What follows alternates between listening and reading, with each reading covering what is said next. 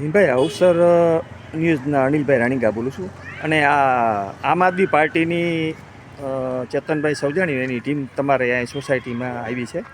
સમસ્યા અહીંની સમસ્યા શું છે એ જણાવો. આ સ્કૂલને જે સ્કૂલ બને ને આ કસ્તુરબા ગાંધી વિદ્યાલય એટલે એ ચાલુ કરી એટલે અમે એનો વિરોધ કર્યો કે ભાઈ આ તમે અહીંયા શું કરો, આ તો 78માં જગ્યા આપેલી છે અને એ ફાર્મ હાઉસ માટે આપેલી છે, તો આ તમે ગેરકાયદેસર કાનૂન વિરુદ્ધ છે. તો એ કે નહીં, એટલે અમે કીધું કે આ જગ્યા છે ને નગરપાલિકાની છે, તો એ કહે કે નગરપાલિકાની નથી, આ તો અમે એને આપી દીધેલ. તો અમે વિરોધ કર્યો એટલે અમે કમ્પાઉન્ડ વોલ પણ અમે બનાવવા દીધેલ નહીં, કારણ કે કમ્પાઉન્ડ વોલ જો બનાવી દે તો અમારી સોસાયટી આખી વેરવિખેર થઈ જાય. રસ્તાનો ફરતી ઓલી દિવાલ આવી જાય, ફરતી અમારી સોસાયટી આખી સોસાયટી અમારે વિખાઈ જાય. અમારે 450 ઘર જે એક તાંતણે હાલે ને એ બધા જુદા જુદા પડી જાય, તો પછી કોઈનું નહીં, તો અમારે કામ થાય નહીં. એટલે અમે વિરોધ કર્યો અને અટકાવી દીધું, અને તો એને બળજબરીથી ચાલુ કર્યું, એ કામ ચાલુ કર્યું. એ પછી અડધું કર્યું, પછી મામલતદાર આવ્યો હતો. મામલતદાર પાસે અમે ગયા તો મામલતદારે રોજકામ કર્યું, રોજકામ કર્યું, અને એને કીધું કે ના, આ જગ્યા છે ને 78માં આપણને શરત ભંગ થઈ ગયેલ છે, એટલે આ જગ્યા એને કરી નાખે. એટલે એને નોટિસ આપી અને કામ બંધ કરાવ્યું. બંધ કરાવ્યું એટલે આ લોકો ગયા, કોન્ટ્રાક્ટર ને એ બધાય, અહીંનો માસ્તર ને આજે ગીગનભાઈ માસ્તર એ અમારી સોસાયટીનો છે, એ ગયા અને આને નાયબ કલેક્ટરને અને ડીડીઓને લઈ આવ્યા અહીંયા. અને ડીડીઓને અમે કીધું કે ભાઈ આ છે ગેરકાયદેસર છે ને આ ન થવું જોઈએ, તો અમારી આ તમારે થવું હોય તો અમારું આ છે અમારું કરી દો. તો એને શું કીધું, નકર અમે આ જે છે ને બિલ્ડિંગ અમે કરવા નહીં દઈએ.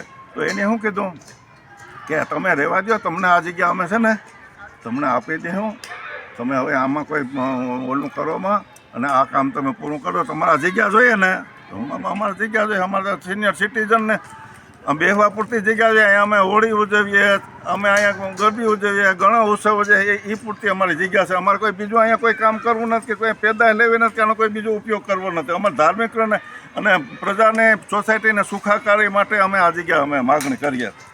તો એ કે તમને આપી દીધી, જાઓ. હવે એ અમે પછી અમને વિશ્વાસમાં આવી ગયા કે આ લોકો આપીએ આપણે. અમે પછી એને ટાંગો ન ડળે એને બિલ્ડિંગ ચાલુ કરી દીધી, પૂરું કરી દીધા. પછી કલેક્ટરે આ જે જગ્યા જે છે કલેક્ટરને ખબર, અમે અરજી કર્યું, અમે અરજી કરીએ કે કઈ સાલથી કે 15ની સાલથી અમે અરજી કરીને મહેનત કરી અને અરજી મોકલ્યું. પછી એને ખબર પડી, અમારી અરજી ઉપરથી ખબર પડી કે આ તો શરત ભંગ થઈ ગયેલ છે ને આ જગ્યા તો કાયદેસર નથી અને આ તો નિયમ ભંગ કરીને આ જગ્યા બનાવી લીધી.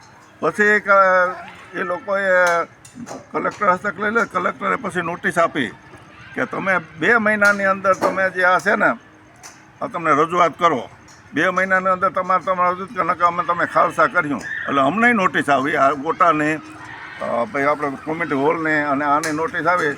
એટલે અમારા પાસે તો બીજો આધાર કંઈ નહોતો, એનો આધાર નહોતો. તો એનું અમારું કહેવાનું શું છે કે આવડી મલ્ટી બિલ્ડિંગ એને ખાલસા નથી કરવી, અને અમારું જે સુખાકારી માટે જે પ્રજા આનંદ લે સોસાયટીને એને આનંદ લેવા દેવો લ્યો. અને બીજા નંબરમાં કે જે આ ગટરોને ખોદી ગયા ને બધી સોસાયટીમાં એને ડટ નાખીને લેવલ કરાવી લીધા ને અમે અમારા ખર્ચે આ બધું લેવલ કરાવ્યા. અમારા ઘરના પૈસા બધા નાખીને આ બધું કરાવીને કોઈ કામ નથી કરાવ્યું. સમજ્યા?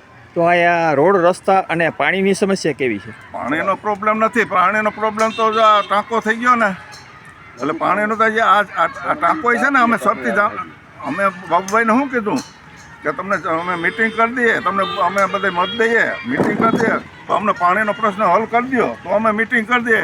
એટલે એને ટાંકો આ બનાવી દીધો. એટલે પાણીનો પ્રોબ્લેમ અમારે કંઈ નથી. પાણી તો રેગ્યુલર હાઈ દિવસે આવે, 4-5 દિવસે આવે. પાણી કેટલા દિવસે આવે? એક દી આવે. પાણીનો પ્રશ્ન 3 દિવસે પાણી આવે. તો અત્યારે અહીંયા રોડ અને સ્ટ્રીટ લાઇટનો પ્રશ્ન બહુ મોટો છે. સ્ટ્રીટ લાઇટ તો છે ને આ સોમાં ગયું ને તો ઉડી જાય, તો આપણે એને બોલાવીએ ને તો એ શું કહે, પપ્પા આમાં તો દંડો લાંબો છે, એની આ કેમ ચડવું? તો ભાઈ તો ન કરો તો ભાઈ લાઇટો વગર ને કેમ તો તમે તમારી રીતે વાહન લઈને તમે આવીને આ બનાવી દો. તો એને છે ને એને એને કંઈ કરવું નથી, પ્રજાને કંઈ કરવું નથી, એને કંઈ કરવું, પ્રજા પાસે જ બધું કરાવવું, પ્રજાને જ દોડાવવી, પ્રજાને જ હેરાન કરવી. અને પ્રજાના માટે એના માટે એક કોઈ મિનિટ ટાઈમ નથી, અહીંયા કોઈ જોવા નથી આવતા, કોઈ તપાસ કરવા નથી આવતા કે ભાઈ અહીંયા શું પ્રોબ્લેમ છે એ કંઈ કરવા.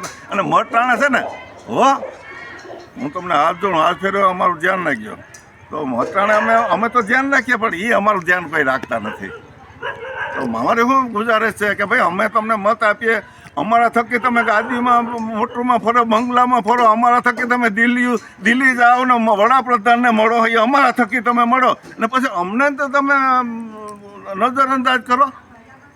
તો પબ્લિકનું છે, રાજ પબ્લિકનું છે, પૈસો પબ્લિકનો છે, આ સત્તા પબ્લિકની છે, પૈસો પબ્લિકનો છે. પબ્લિકનો પૈસો પબ્લિકને કામ નથી આવતો અને એ તાગડધીના કરીને ઉડાડે. અને નરેન્દ્ર મોદી 150 થી 250 ફેર્યો.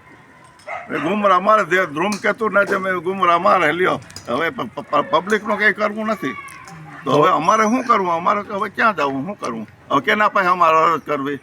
તો આપણે આ સરકારી સોસાયટીની સમસ્યા સાંભળી, સરકાર આ બાબતમાં કંઈક ઘટતું કરે તેવી આ લોકોની માંગણી છે.